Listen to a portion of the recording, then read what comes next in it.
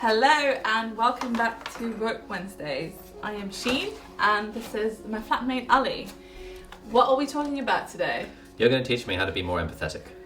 This is an everyday struggle, isn't it? Yes. Are we going to cover this in the next 15 minutes? I think we are. Okay. So what are your questions about being empathetic? How do you do it?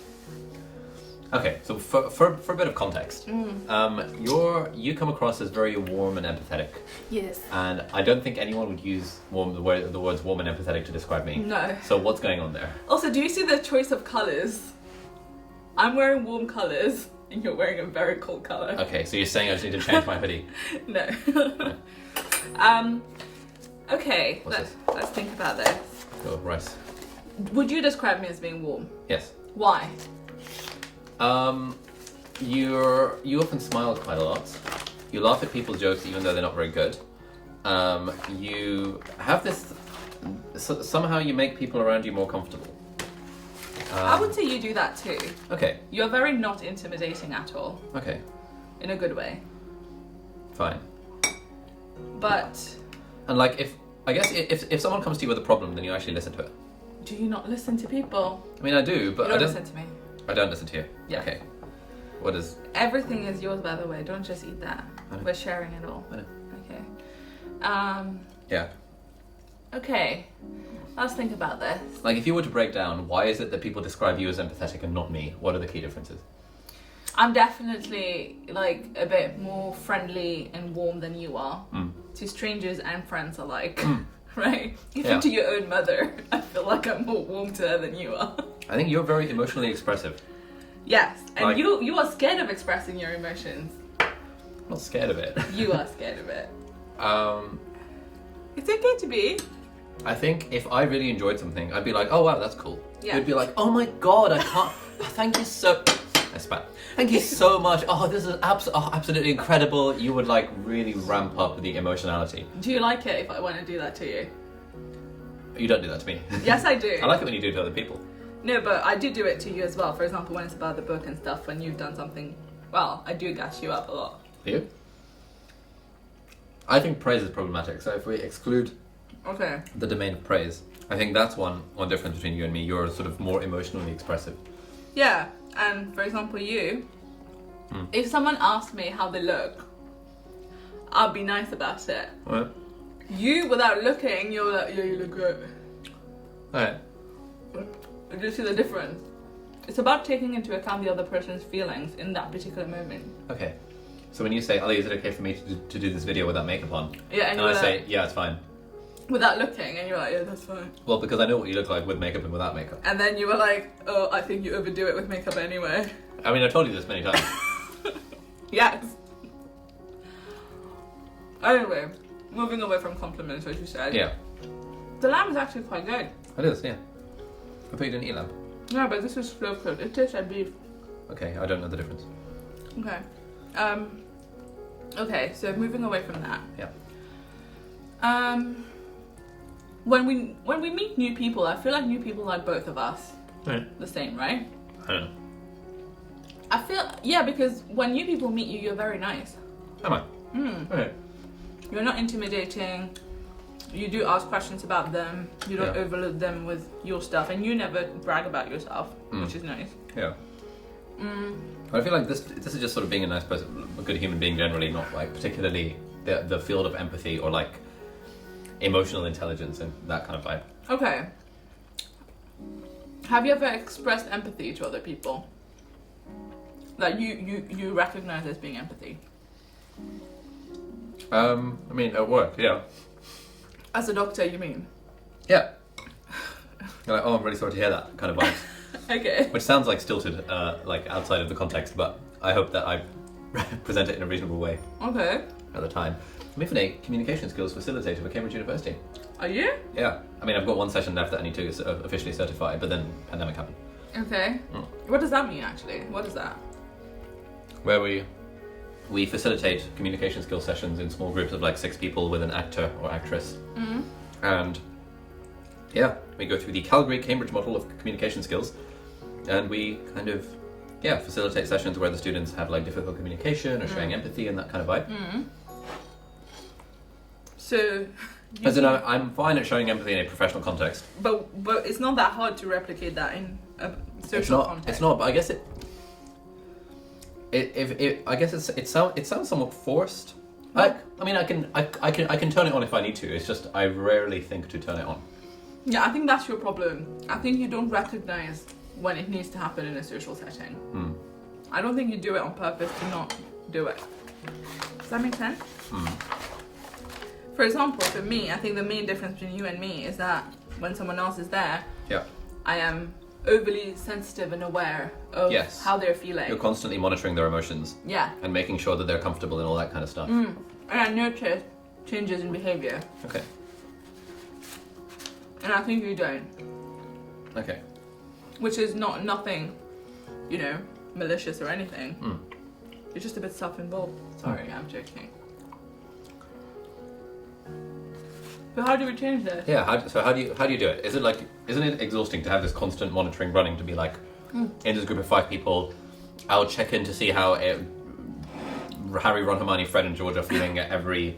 Like how That's not what it is, right? What's it's it not like you're constantly checking up on them. Okay. It's more that if something is off, it dings in your head, and then you automatically jump into taking care and like checking in and seeing what's wrong. How can you help, kind of thing. Okay. But usually, which is why, because we've been in settings where I meet new people, right? Yep. And I know how hard it is for new people to be in a bigger group where they're the only new person, for example. Sure. Then you try to make them feel comfortable. Yeah, quite. And I think I do a good job at that very quickly. Yeah. So that's why then I take on that role very quickly in the group. Okay. And what else? Tell me, what else do you want to learn? I'm mostly curious about what happens in your head, because I feel like like for me, I can turn it on if I need to. Yeah. It's just not a natural state of affairs. Yes. To be particularly warm or empathetic towards people. Yes. And so think of like turning it on at like work, or if a friend is like upset about something, and be like, okay, cool, let's turn this on. Yes. But yeah, for you it seems to be like a natural ongoing running. So what do you mean by turn it on? So you notice, and then you take action. As in, I would notice that someone's upset. I decide, do I care? I decide, is this something that I should do something about right now, or should I just allow it? Like for example, if you're upset and I've apologized, or upset because of something to do with me and I've apologized, and you are choosing to sulk, at that point, I could think in my head, you know what, Sheen's being a 13-year-old girl and sulking. That's fine. I'll give her a few days, and not bother doing the oh my god, Sheen, are you okay? I'm so sorry. Talk to me. Where you're going to be closed off. Does that make sense? Yes. Like I would dismiss you in my head as, okay, this is currently not worth my time, therefore I'm going to go back to playing World of Warcraft. Wow. This is all hypothetical, right? Huh. It's never happened, obviously. Yeah. Okay, that makes sense. But I feel like you still go through the same thing of noticing and deciding on whether to take action, right? So we both notice. The first step is to notice that someone is upset, for example. Yeah. So we both notice. I think maybe sometimes you don't notice when it's subtle. But for example... Because I'm not like on the lookout for it. I'm not on the lookout either. Yeah. But with you, for example, you know how I can tell when your mood is a bit off, and then I ask you about it and you become so coy and you just laugh it off and you're like, I'm fine, I'm happy. Like, I notice. I think you have about a 30% hit rate on this. Shut up. Shut up. Still 30 out of 100 times. I was right. Your true positive rate is 30%. So I am right in certain occasions. I mean, if I randomly said to you, Sheen, you seem a bit off, everything okay? I'd probably be right more than 30% of the time. Well, I wish you did that. Really? Yes. You seem a bit off, is everything okay? Yeah. Oh, okay. So... I think it's because I would like people to care about if things are wrong for me. Because sometimes you do ask for help and you get ignored. And sometimes you don't want to ask because you don't want to burden someone else. So if someone extends a hand, it's really nice. And I think another thing is, I think you've started doing this as well.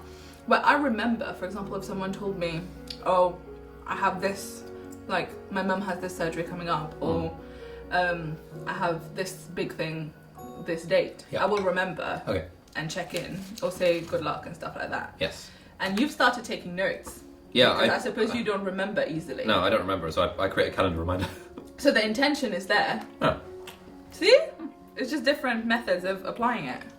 It's like if it's friends' birthdays, I don't remember, but I'll put it in my calendar. Yeah, you don't remember. Yep. Sometimes it's not in your calendar either. Isn't it? Oh, it is now, yeah. I mean, with the friends that I care about. But with some of the friends I care about, I have their birthday in my calendar.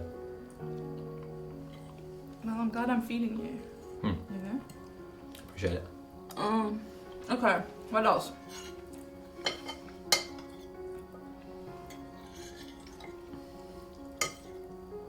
Also, like, it doesn't bother you, does it, when someone else is upset at you? If they're upset at me, yeah, it does. It does? Yeah. Okay. Of course it does. Okay. You have to be a sociopath for that, not to bother anyone, I think. No, but some people feel that it's not their fault, so... Oh, I mean, if you were upset at me and I genuinely felt it wasn't my fault, then it would still bother me to an extent, but I'd probably be quick to dismiss you as being a 13-year-old girl in that situation. Can you stop trying to say that phrase like it's something that always happens? What's that? She being a 13-year-old girl. Purely hypothetical. Purely hypothetical, never happened. So we've established that you have this thing of like you'll notice if someone is, for example, upset in a situation. Yeah. And then what action would you take? So it depends. Again, I guess that comes from how observant you're eating. So you know, different people will need different kind of like emotional support, right? So some people would rather, for example, you'd rather talk about it. Yes. Some people might rather not talk about it and talk about something else and be distracted. Okay. And some people might just, you know, want to address it and talk about it. It depends on the situation, depends on the person. Yeah. So it's about being able to recognize what would help them at this stage. Okay. Right? And obviously you don't want to take agency away from them either, so you don't decide what's good for them. But you can assess what you can do in this situation. So for example, in a group setting, if I can sense that someone is uncomfortable with a conversation, my default is to distract the conversation to something else. Okay. I will not be like, "Oh, are you uncomfortable with this?" Yeah. Because most people would not want that. Okay. Right? They would not they wouldn't want them being uncomfortable to be brought to light in front of everyone. Okay. So yeah, so things like that. But I feel like you'd do the latter, isn't it? If you see someone's uncomfortable in a conversation, you'd ask, "Are you uncomfortable?" It depends on the group setting. If we're comfortable enough with one another that we can be honest, then I'd be like, for example, if it was me, you, and Tame, for example, and you were getting annoyed by a conversation, I'd be like, "Sheen, are you getting upset by this? We can change the subject if you want." Yes. And you'd be comfortable enough being like, "Yeah, let's talk about something else." Yes, I did say that. Yeah. I'm there. Okay.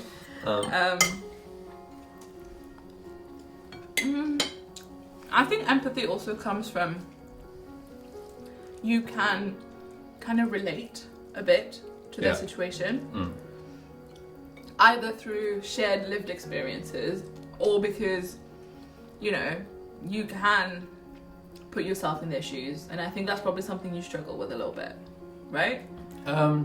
It depends on the context, but yeah, more so than you do. Yeah.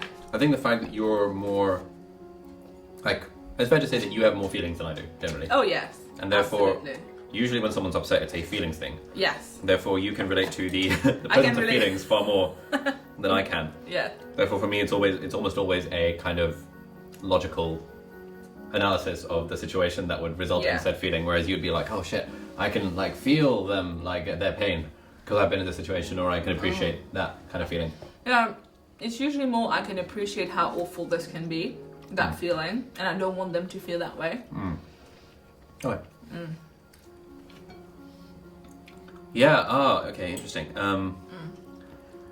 I have a lot of empathy with people who stutter, because I can appreciate how awful it can be to stutter in the middle of a sentence. So it's shared experiences. And so if that happens, then I'm like straight in there with like, okay. What do you do? Last time I was in that situation, broadly like not to draw attention to it. See?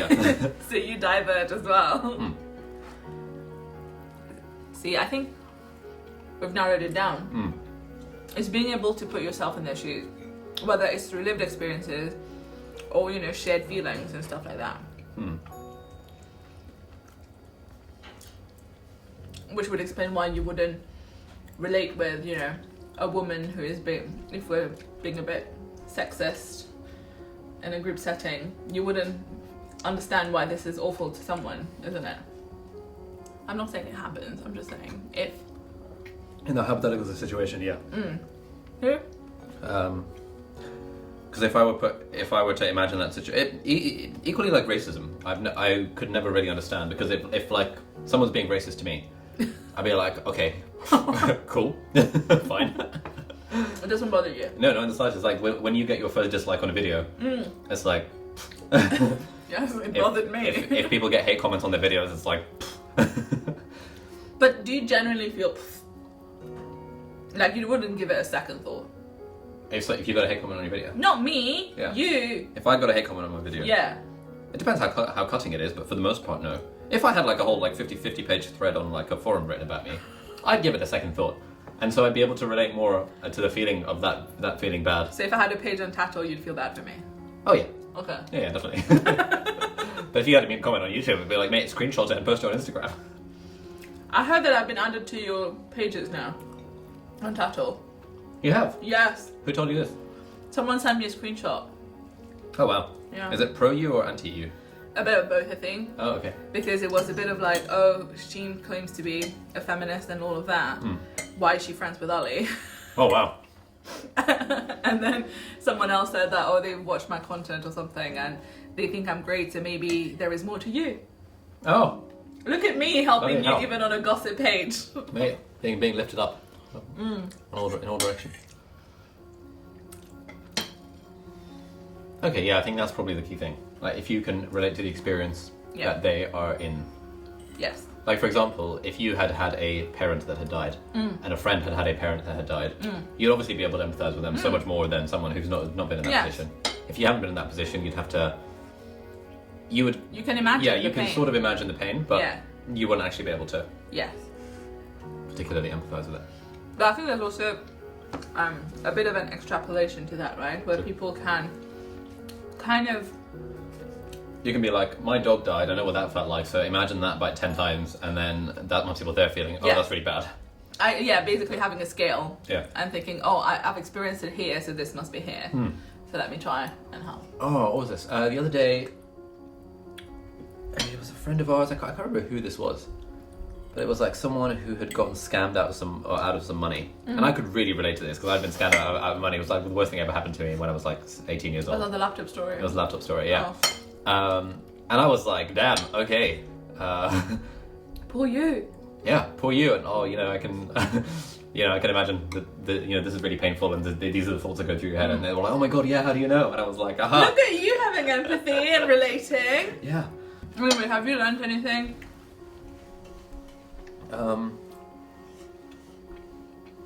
Yeah, I think so. Okay, so... What's your main takeaway? I mean, the main takeaway is that empathy is easier if you've actually been through the emotion. If you can relate. Yeah, if you can relate to it in some way or another. The question is, what if you can't relate to it in some way or another?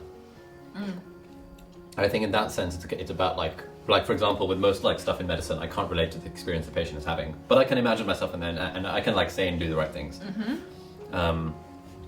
Which I guess is similar in real life as well. Yes. Where it's like, I can't like feel your pain, but I can appreciate that this is tough for you. Yes. And therefore, do you want to talk about it / Yes. vibes? Vibes. Okay. Yeah.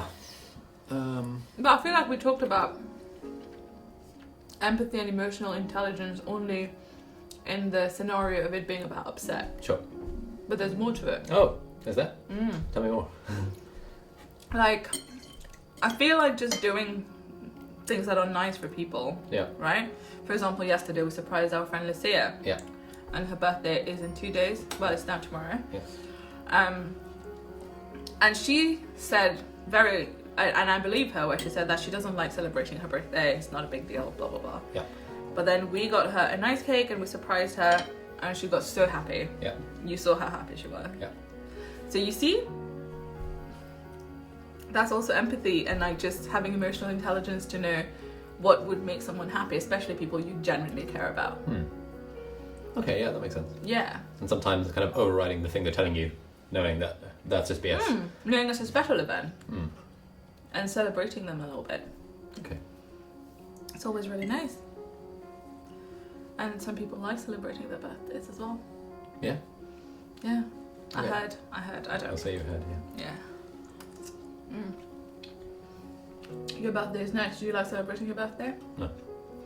No? No. So I have to organise another surprise then. Mate, I think the whole birthday celebration thing is a stupid thing. Why? It's such an arbitrary day. I mean, like, I get that it's a nice excuse to have people around. Yes. That kind of vibe. But also, you know how we were talking about this as well, where for people who spend the whole year taking other people into account and, you know, accommodating other people's feelings and caring for them. Yeah. It's nice to have this one day where it's about you. Kind of like Mother's Day. You can take a day off. Yeah. It's basically like Mother's Day. I see. And I understand that even for Mother's Day when you say, oh, you know, it shouldn't just be one day, like Valentine's Day shouldn't just be one day, you blah, blah, blah, blah. Yep. You're not going to celebrate me every day around the year. I don't That's say why this. my birthday's there. I don't say this for the record. You don't? No. Since when? I don't say this about Mother's Day. My mum says this about Mother's Day. What did you get your mum for Mother's Day? When was Mother's Day? Oh, wow. She celebrates Mother's Day. When is Mother's Day? End of March. Okay. It's gone. Is it? Damn. So you celebrated Mother's Day very well, I see. Well, it's fine. End of May is the Southern Father's Hemisphere Day? Mother's Day. Oh, okay. So you can celebrate with your mum at a later date. Is Pakistan in the Southern Hemisphere? No. Yeah. Okay. And my birthday's coming up. Which is Mother's Day. It's not Mother's Day. You said birthdays are like Mother's Day. I'm gonna hold you to that. We got it on camera. Are you going to give me a Happy Mother's Day card? That would have been quite funny. That would go down very well. Yeah. Cool. Okay. Happy? Yeah. I've got a bit of pain in my wrist from playing too much WoW. Okay. All that time I could have been comforting the hypothetical flatmate while she was sulking. Instead, playing WoW has led to repetitive strain injury. It's karma. Ooh. Medic. Nice. That was funny. I was gonna hit you on your arm, I stopped. That was good. Yeah, that was good. Okay. Well done. So are we done on emotional intelligence? I think so. I feel like it's part 1. Yeah. There's a lot more to learn. Okay. I feel like if you guys have any ideas of what we can talk about emotional intelligence wise and what we can teach Ali, let us know. Like man. Constant growth mindset. Yes. Am I right? Yes. Whatever that means. Yep. All right. Well, we'll see you next Wednesday with more food and new topic. Bye. Bye.